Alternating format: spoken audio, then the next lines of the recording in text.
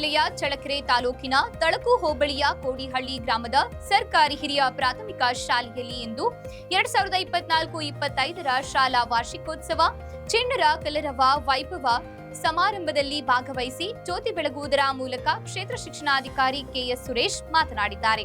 ಇಲ್ಲಿನ ಶಾಲಾ ಕೊಠಡಿಗಳ ದುರಸ್ತಿಗೆ ಅನುದಾನವನ್ನ ಅತಿ ಶೀಘ್ರದಲ್ಲಿ ಬಿಡುಗಡೆ ಮಾಡುತ್ತೇನೆ ಎಂದು ಭರವಸೆ ನೀಡಿದ್ದಾರೆ.